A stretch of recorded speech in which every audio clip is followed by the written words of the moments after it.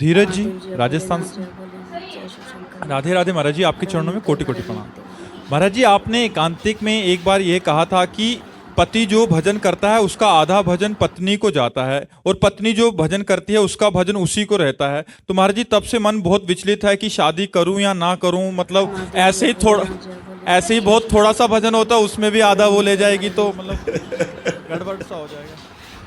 भाई देखो, जब पाणी ग्रहण संस्कार होता है तो हम पत्नी का हाथ अपने हाथ में लेते हैं और संकल्प बुलवाया जाता है, आज से तुम्हारे जीवन की रक्षा और भरण पोषण और तुम्हारी कामनाओं की पूर्ति के लिए मैं संकल्प करता हूं आजीवन।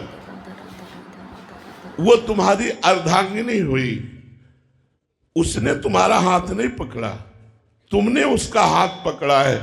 इसलिए धर्म हमारा क्या करता है कि पत्नी की जो दिनचर्या है वो पति की सेवकाई है।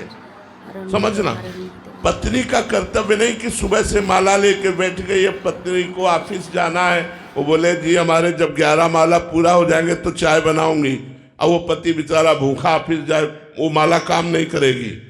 पत्नी का कर्तव्य है मन क्रम वचन एक ही धर्म एक व्रत नेमा, काय वचन मन पति पद प्रेमा।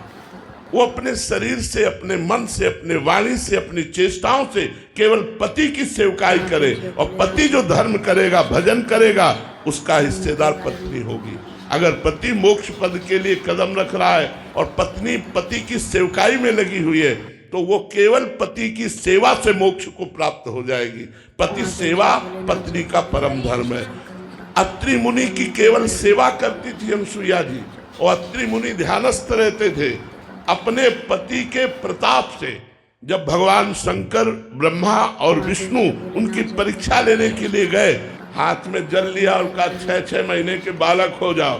पति व्रत, पति सेवा, पति धर्म के प्रभाव से तीनों सृष्टि के विधायक, ब्रह्मा सृजन करने वाले, विष्णु पालन करने वाले और भगवान शंकर संहार करने वाले, तीनों को 6-6 महीना के बालक बना दिया। इतिहास साक्षी है पति सेवा के बल से। इसलिए पत्नी को आधा पति का धर्म और भजन प्राप्त होता है। बात समझ में आई? हाँ, तो डरो मत यार, डरो ऐसा, ऐसे तो ब्याह नहीं करेगा कोई भी, तो डरो मत ऐसा। सोनिया जी, पानीपत से।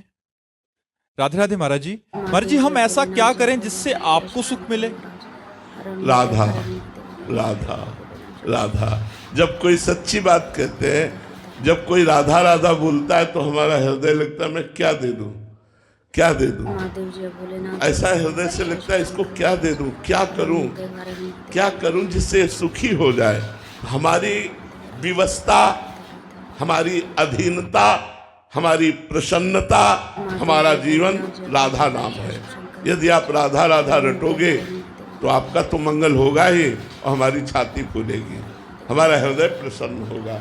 जब कोई राधा राधा उच्चारण करता है तो मुझे परम सुख प्राप्त होता है, और उसको तो सुख प्राप्त होगा ही, हमारे आचार्य को भी सुख प्राप्त होता है, क्योंकि राधा नाम के दाता आचार्य हरिवंश चंद्र जो हैं, उन्हीं के हम सेवक हैं। इसीलिए उन्हीं के कहे हुए वचनों के अनुसार हम राधा नाम का गान करते हैं, राधा नाम के आश्रित रहते हैं, राधा नाम के ध्यान में ही रहते हैं। राधा नाम ही हमारा जीवन। महाराज जी, राधा नाम जपने में से हमें क्या क्या मिलेगा? महाराज, जो चाहोगे प्राप्त हो जाएगा, जो चाहोगे। ये सब राधा नाम का चमत्कार दिखाई दे तो देख लो ना।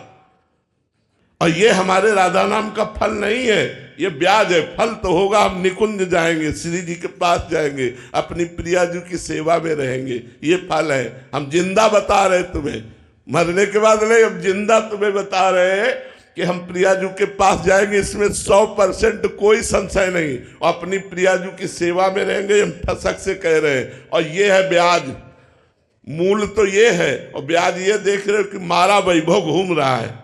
तो राधा नाम जपो, तुम्हें जो चाहिए वो प्राप्त होगा, वादा करते हैं, जो चाहिए वो प्राप्त होगा। केवल राधा राधा जपो, और ना चाहिए तो राधा रानी प्राप्त होंगी।